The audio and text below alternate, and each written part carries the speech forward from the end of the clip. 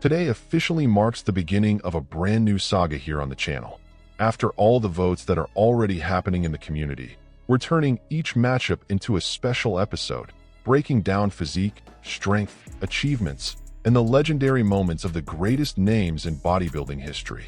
This is the Mortal Battle, the series where you get to decide who truly rules the bodybuilding world. And to kick things off with a bang, the very first episode brings a showdown people have been waiting for: Lou Ferrigno versus Franco Columbu. Two giants who took completely different paths, one known for his towering height and massive presence, the other for his insane density and raw power. Yet both shaped the same era and inspired generations. Here in the videos, I want to hear what you think. There's no right answer. What matters are the arguments, the passion, and the history behind your choice. So, after watching the full breakdown, jump into the comments and tell me who wins for you and why. Get ready, because the arena is open, and the first duel starts right now. And on one side of the ring, we've got him, one of the legendary figures who completely broke the rules of bodybuilding. Franco Columbu stands as one of the most extraordinary athletes to ever step on a stage. His compact, dense, unbelievably powerful physique made him look like he was carved out of granite, proving that size has never been the same thing as superiority. He didn't just compete against giants, he beat giants. Franco shared training sessions, victories, and even daily life with Arnold Schwarzenegger, forming one of the most iconic partnerships the sport has ever seen. While Arnold dominated with height and symmetry, Franco stunned everyone with sheer brute strength and a level of muscular development that looked almost impossible for someone his size. Standing just 1.65 m, about 5 feet 5 inches, and weighing around 84 kilograms, about 185 pounds, on stage, Franco went against everything judges, and even the fans, expected from the so-called ideal physique. Every pose he hit radiated power. Every muscle fiber looked like a story of discipline and sweat. What he brought to the stage wasn't just a body. It was a masterpiece built through relentless work and an unshakable mindset. His nickname, the strongest man in Sardinia, wasn't exaggeration or marketing. It was true. Franco carried a level of strength that went way beyond bodybuilding, crossing into powerlifting, Olympic lifting, and even boxing, where he also competed. Throughout his life, Franco expanded his legacy as an actor, chiropractor, and coach, showing that his versatility didn't stop at the stage lights. Talking about Franco means talking about an athlete who shattered barriers, expectations, and even the logic of professional bodybuilding itself. In 1976, Franco reached the top by winning the Mr. Olympia overall, a victory that left judges and fans stunned. He didn't win just because of his dense, powerful physique, but also because of his stage presence and his ability to pose with absolute authority. On top of the Olympia, Franco also collected multiple Mr. Universe titles, especially in the short class and overall categories. But maybe the most unforgettable moment of his career came in 1981, when he returned to the Mr. Olympia after an injury that almost ended everything. Many believed he would never get back to his old competitive level, but he proved everyone wrong and reclaimed the most coveted title in bodybuilding. When the topic is real strength, not appearance, not posing, but true, raw strength, very few names in bodybuilding history come close to Franco Columbu. His numbers defied logic, especially for someone of his size. With only 1.65 meters, 5 feet 5 inches, and under 90 kilograms, around 198 pounds, in competition, Franco lifted weights that still shock modern athletes. His strength records make that crystal clear. 525 pounds, 238 kilograms, bench press. 655 pounds, 297 kilograms, squat. And an insane 750 pounds, 340 kilograms, deadlift. And what's even crazier is that lots of people say he actually lifted more than that in training. His appearance at the World's Strongest Man in 1977 proved that, even when facing athletes nearly twice his size, Franco feared no one. And his feats of strength didn't stop at competitions. Franco could blow up hot water bottles using nothing but lung power, lift real cars, and pull off stunts that looked straight out of superhero stories. Anyone who saw him in person immediately understood why he was called the strongest man in Sardinia. If there's one word that defines Franco Columbu's training, it's intensity. He didn't train just to get bigger. He trained to get better, stronger, and more complete with every session. Franco hit the gym twice a day, with a volume of sets that would look absolutely insane to most athletes today. His training split was aggressive and strategically built. It combined strength and aesthetics in a way very few people ever mastered. Franco mixed classic powerlifting movements, heavy squats, deadlifts, and bench press, with refined bodybuilding exercises that sculpted every detail of his physique. Franco's obsession with details went way beyond the obvious. While many competitors focused only on weight and reps, he cared about the entire package. He even studied ballet to improve his posing, balance, and overall body control. And we can't talk about Franco's training without mentioning his relationship with pain. Franco believed pain wasn't an enemy. It was proof of progress. He saw every workout as a chance to push his limits, strengthen his mind, and shape his body with purpose. Franco Columbu's diet was always a reflection of his life philosophy: simple, practical, and built to last. While many athletes of his era got lost in trendy meal plans and extreme restrictions, Franco followed something much more logical, a foundation inspired by the traditional Mediterranean diet. Eggs, meat, fresh vegetables, fruit, and dairy were part of his daily routine, giving him everything he needed to survive intense training sessions and maintain a physique as dense as anything the sport has ever seen. Franco didn't believe in miracle diets. He knew real results came from whole, natural, nutrient-rich foods. Franco Columbu's physique was living proof that greatness has nothing to do with height. It comes from structure, density, and presence. His measurements are impressive even today. Arms between 18.5 and 19 inches, 47 to 48 centimeters. A chest between 50 and 52 inches, 127 to 132 centimeters. Thighs around 25 to 26 inches, 63 to 66 centimeters. And 17-inch calves, 43 centimeters. But numbers are just numbers. The real impact came from the way he carried that compact, powerful frame. He looked like compressed steel, as if every muscle existed out of necessity, not just for show. Among all his strengths, his back was on another level. Nicknamed wings, they flared so wide in his poses that they created the illusion of impossible size for someone his height. But Franco didn't stop at the stage. His presence expanded into film and pop culture. In Pumping Iron, he captivated audiences with his focused, friendly, and perfectly competitive personality. Alongside Arnold, he helped show the world that bodybuilding was more than just muscle. It was discipline, art, and storytelling. His legacy is also inseparable from his story of overcoming challenges. He defied diagnoses, pushed past physical limitations, returned to the top after a devastating injury, and never stopped evolving, as an athlete and as a person.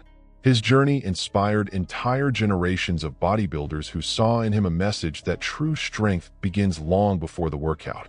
It starts in the mind, in discipline, and in the will to keep going even when the path feels impossible. And if you enjoy this kind of showdown and want to see more legendary matchups, hit that like button. It tells YouTube this content deserves to reach even more bodybuilding fans. If up to this point you already feel torn between brute strength and perfect proportions, relax, because there's still a lot more to weigh in. Now we move to the other side of the arena, one of the biggest freaks this planet has ever seen. When it comes to sheer physical presence, very few names in bodybuilding history can rival Lou Ferrigno. He wasn't just big, he redefined what massive meant in the sport. Known worldwide as the Hulk, Lou carried a physique that impressed even the most experienced competitors. His journey began marked by deep challenges. Lou lost most of his hearing as a child due to a severe infection, leaving him isolated, insecure, and vulnerable to constant bullying. But it was exactly that rough environment that built his determination. Instead of shrinking, he searched for strength where most people would only see weakness. The gym became his refuge, and the weights became his way of having a voice in a world that seemed unable to hear him. Physically, Lou looked like he'd stepped straight out of a comic book long before he ever played the Hulk on TV. Standing 1.95 m, about 6 feet 5 inches, and weighing between 129 and 134 kilograms, 285 to 295 pounds. In competition, he was a true colossus. In an era dominated by shorter, more compact athletes, Lou stood out in an almost absurd way. His gigantic frame and shocking proportions made him unique, not just bigger, but unlike anything bodybuilding had ever seen. Lou Ferrigno's competitive career is filled with high-impact moments, rapid rises, and a level of potential that still sparks debates among fans and experts today. His first huge breakthrough came in 1973, when he won the overall Mr. America title.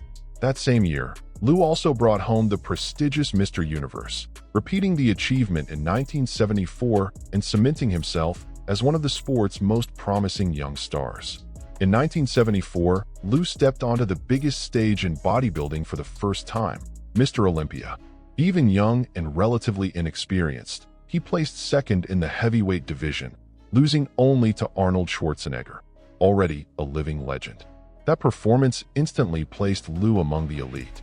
The following year, in 1975, he returned to the Olympia and finished third, once again facing the giants of the golden era. But what makes Lou's career truly fascinating is the gap that came next. At the peak of his momentum, he chose to step away from competition to pursue new opportunities, especially in film and television. That decision opened the door to a question that echoes to this day. What if Lou had kept competing after Arnold retired in 1975? Many believe he had a real shot at becoming Mr. Olympia, since his colossal structure was a total contrast to the smaller champions who came after. After 17 years away from the stage, Lou shocked the bodybuilding world when he returned to the Olympia in 1992, already 41 years old. And he didn't come back small. He came back gigantic, weighing around 131 kilograms, about 289 pounds, the biggest of his entire career. Even so, he placed 12th, and the following year, 10th. Despite the placements, Lou's presence alone ignited the audience and brought the golden era nostalgia roaring back. In 1994, at the Olympia Masters, he placed second, proving he still carried incredible strength and dedication even decades after his prime.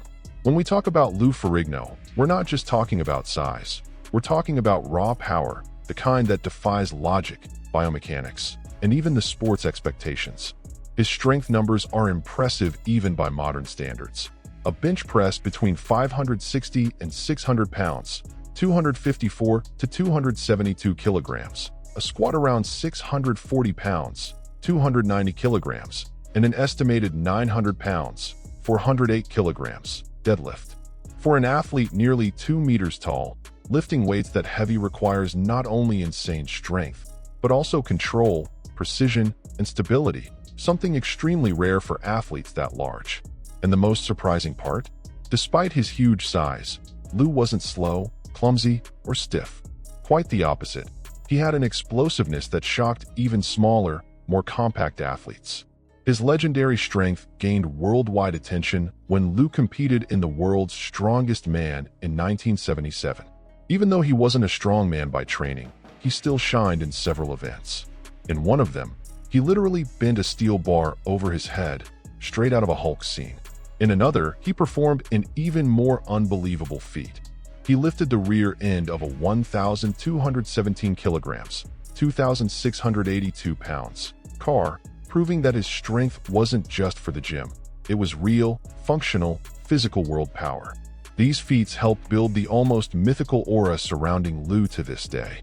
He was too big to go unnoticed, too strong to be underestimated, and too explosive to fit the stereotype of a slow giant. Lou's training was exactly what you'd expect from someone nicknamed the Hulk: heavy, high volume, and absolutely relentless. He followed a true old-school style, the kind that leaves no room for excuses, laziness, or half-effort. His weekly routine was organized into cycles repeated twice a week: one day for chest and back, another for shoulders and arms, and one dedicated to legs. It sounds basic, but what really made the difference was how Lou attacked each session. He didn't just train a muscle, he destroyed the muscle. It wasn't unusual for him to run 8, 10, or even more exercises per muscle group, making sure no fiber was left unstimulated. Lou was also a diehard believer in free weights. For him, barbells and dumbbells allowed the kind of raw, natural movement that builds real strength, the kind you feel through your whole body, not just in the muscle you're targeting. Multi-joint movements like bench press, squats, bent-over rows, and deadlifts were absolute pillars of his program. Another defining trait in Lou's training style was his constant pursuit of total exhaustion. He kept continuous tension, avoided fully locking out, and made sure to control every single rep to squeeze out the maximum stimulus possible. This brutal training pattern required a fierce mindset, and Lou had more than enough of that. To maintain a body hovering around 300 pounds, about 136 kilograms, Lou Ferrigno needed a diet just as intense as his workouts. His eating style followed the classic golden era giant approach: simple, powerful, and nutrient-dense. Lou built his daily meals around quality carbs, clean protein, and a caloric intake that sat at around 3,500 calories per day. His diet was spread across 4 to 5 meals, keeping a steady flow of energy throughout the day. Lou believed the secret was eating before you get hungry and stopping before you feel stuffed. That discipline kept his performance high without adding unnecessary fat. His main foods were solid, natural, straightforward ingredients: whole milk, eggs, lean meats, rice, fresh fruit, and a wide mix of vegetables. All of that formed the foundation that supported his monstrous size. Lou's pre-workout was a true energy bomb. He often made shakes using whole milk and liquid eggs, combining fast absorption with a ridiculous amount of nutrients. Throughout the rest of the day, his meals followed the classic old-school combinations: chicken with rice, meat with potatoes, fish with vegetables, plus fruit, and, of course, that ever-present glass of milk he seemed to never skip. When Lou stepped on stage, he wasn't just another competitor. He was a colossus absorbing every ounce of attention in the room. His measurements bordered on unbelievable: 22.5-inch arms, 57 centimeters, a colossal 59-inch chest, 150 centimeters, a 34-inch waist, 86 centimeters, 29-inch thighs, 74 centimeters, and 20-inch calves, 51 centimeters. These numbers alone are jaw-dropping. What's even more fascinating is that physiques this huge rarely maintain pleasing proportions. But Lou was a stunning exception. His V-taper, massive shoulders narrowing down into a surprisingly tight waist for someone his height, created a look that seemed tailor-made for superhero movies. Another factor that made Lou so unique was his overwhelming stage presence. When he walked in, it felt like the room shrank. The crowd reacted instantly. Even people who knew nothing about bodybuilding could see that this was someone completely out of the ordinary. And if Lou Ferrigno already looked like a superhero on stage, it was in television and cinema that he truly became a global phenomenon. His most iconic role is, without question, The Incredible Hulk, a series that captured the world and immortalized his image.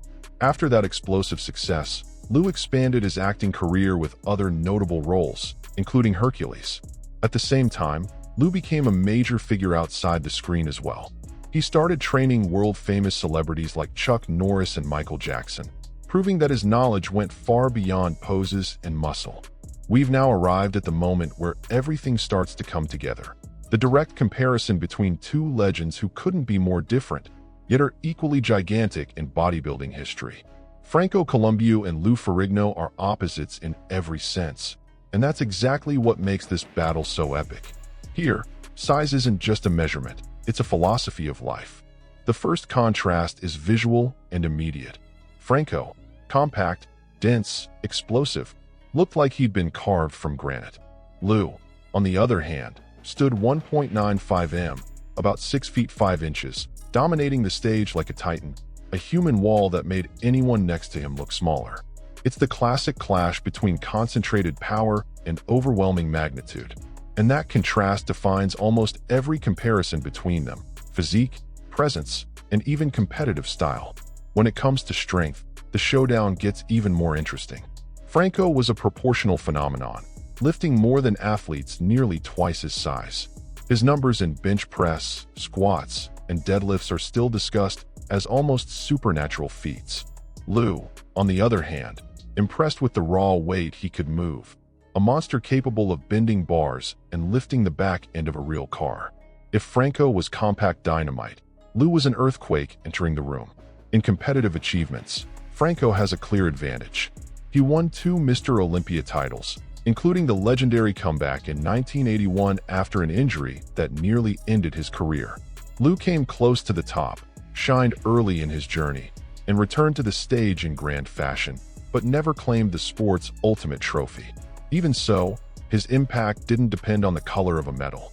The truth is that they both won, just in different arenas. Franco conquered the stage. Lou conquered the imagination of the whole world. And speaking of the world, Lou Ferrigno's cultural impact was enormous. He became the Hulk, became Hercules, became a symbol of strength in pop culture. Franco, though less mainstream, earned deep respect among athletes, coaches, and hardcore bodybuilding fans. He was the technician, the strategist, the pure embodiment of discipline. Lou was the global icon. Franco, the icon of the sport. Two different paths, both incredible. Finally, we reached their stories of overcoming hardship. Franco returned from what doctors said was an irreversible injury and stepped on the Olympia stage as a champion, one of the greatest comebacks in sports history. Lou faced a lifetime of hearing loss, bullying, and rejection, only to become a giant admired across the planet. Both broke barriers, defied expectations, and proved that true strength is born in the mind long before it appears in the body. And now, after all that, the question is yours. Who wins this mortal battle? Franco, the compact tank of absolute power? Or Lou, the mythic giant with overwhelming presence? Drop your answer in the comments, because this is the kind of debate that makes history. And that wraps up the first episode of our Mortal Battle series, a showdown that put face-to-face two titans completely different, yet equally legendary. On one side, Franco Columbu, compact, dense, precise, unshakable. On the other, Lou Ferrigno, the colossal giant with brute strength and global impact. Two worlds, two philosophies, two paths that forever shaped bodybuilding. Now, the question that really matters is, which one gets your vote? Each one brought something unique to the sport: strength, aesthetics, charisma, resilience, technique. But the final word always belongs to the community. Before you go, make sure to hit that like button. It helps this project grow more than you can imagine. And if you want to support even further, consider becoming a channel member. And of course, subscribe and turn on notifications so you don't miss the next matchup in this saga, because we still have legendary champions waiting to enter the arena.